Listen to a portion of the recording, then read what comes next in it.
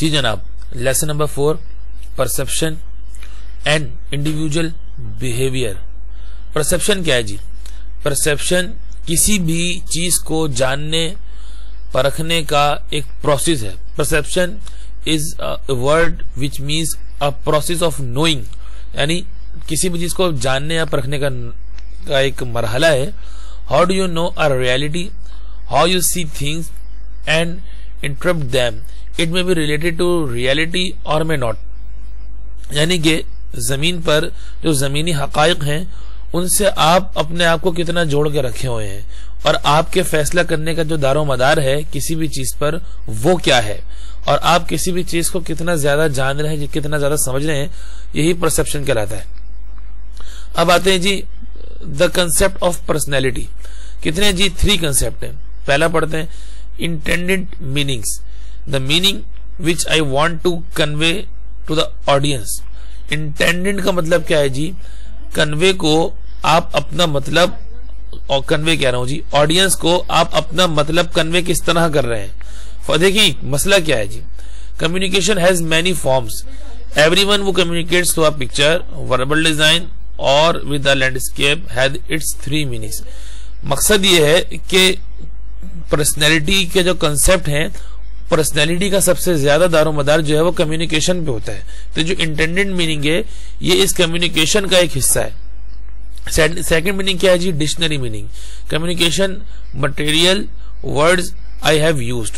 ये बिल्कुल एक सीधा सीधा तरीका है कि आप किसी भी बात को लुग़वी अंदाज से किया जा रहा है, यानी एक बिल्कुल टू द पॉइंट लुग़वी अंदाज है।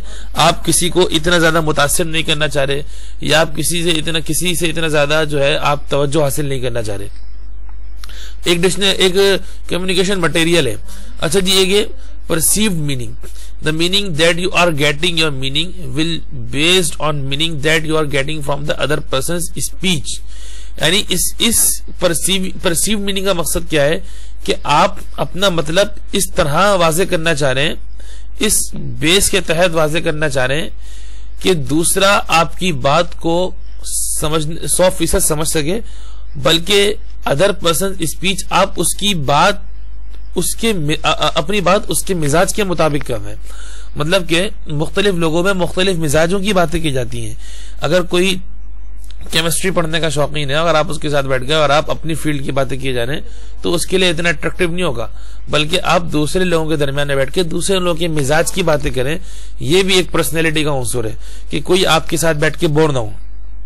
अब आते हैं जी life world.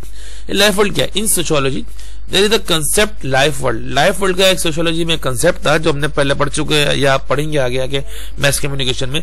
Every person has a different life world. What are his life experiences?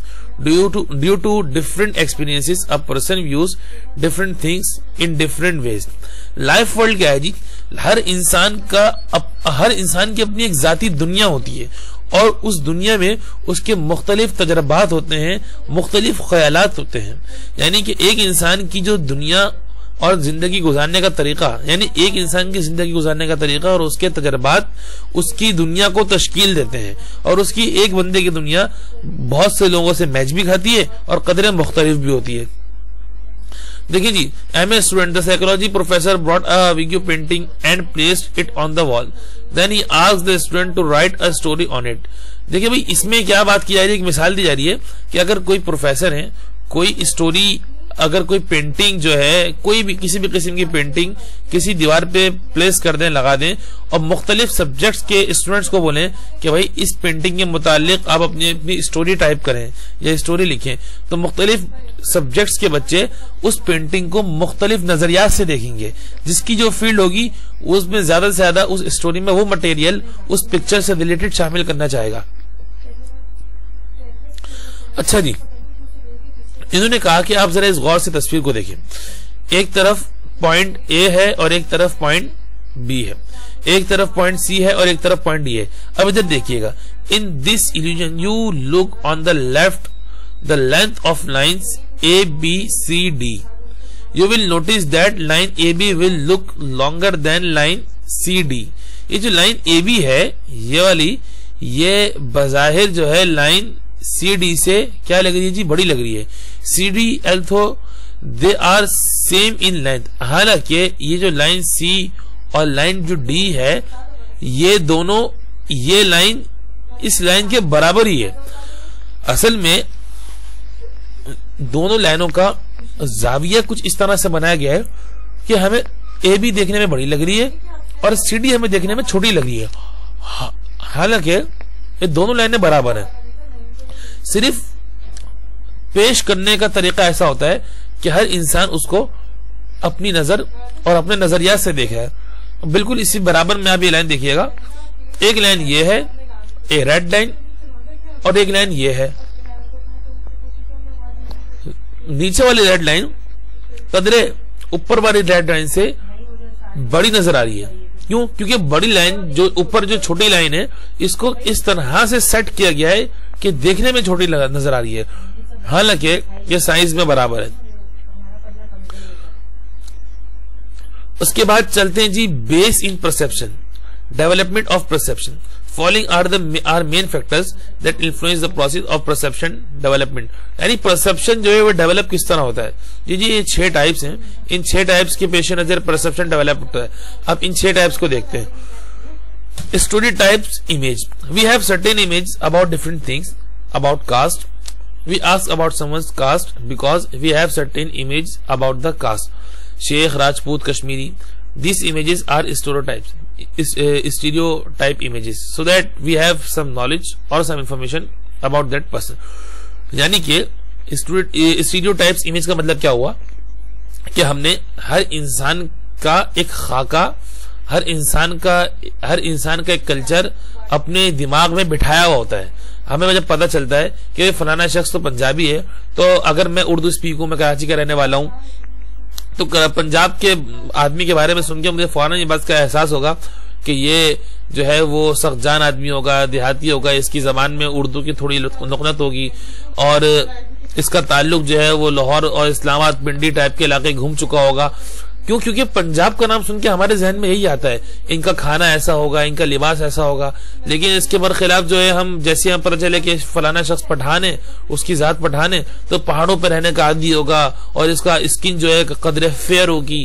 یعنی کہ ہم نے لوگوں کو جاننے سمجھنے پرکھنے کے لیے ان کی کاسٹ اور ان کے رہن سہن کو بھی ایک زاویہ بنا لیا ہے. یہ اسٹیریوٹائپس امیج ہوتا ہے جس کو جو ہم کاسٹ سن کے یا ان کے متعلق سن کے فیصلہ کر لیتے ہیں. Frame of reference. یہ فریم آف ریفرنس کیا ہوتا ہے؟ It's looks one thing with narrow focus and individual works in an organisation. اچھا, اس میں ہوتا ہے یہ فریم آف ریفرنس کا مقصد یہ ہوتا ہے کہ ایک انسان کس چیز کو کس نظر سے دیکھ رہا ہے. بعض اوقات 2 لوگ آپس میں ایک دوسرے کا فائدہ چاہ رہے ہوتے ہیں, لیکن بظاہر ایسا لگ رہا ہوتا ہے کہ یہ دونوں بظاہر ایک دوسرے کو ایسا لگ رہا ہوتا ہے کہ یہ میرا نقصان کرنے والے ہیں. فار ایگزامپل, ایک شخص ہے وہ یہ سمجھ رہا ہے کہ فلانا شخص مجھے نقصان پہنچانا چاہ رہا ہے, حالانکہ نقصان پہنچانے والا فائدہ پہنچانے کی کوشش میں لگا ہوا ہوتا ہے.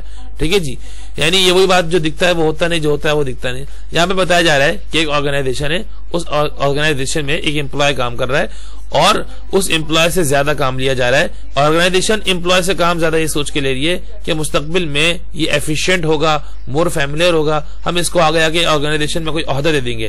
لیکن امپلائی کیا سمجھ رہا ہے؟ امپلائی سمجھ رہا ہے کہ لوگ مجھ سے کم پیسوں میں زیادہ کام کروا رہے ہیں, ایکسٹرا کام کروا رہے ہیں, مجھ پہ لوڈ ڈالنے ہیں. فریم آف ریفرنس بن گیا, دونوں کا دیکھنے کا زاویہ الگ الگ ہو گیا. لیکن حالانکہ دیکھا جائے تو آرگنائزیشن جو ہے وہ اس کے فائدے کے بارے میں سوچ رہی تھی. تو یہاں پہ یہ چیپٹر ختم ہوتا ہے. اب چیپٹر نمبر 5 ہمارا شروع ہوگا, انشاءاللہ اگلی کلاس میں پڑھیں گے.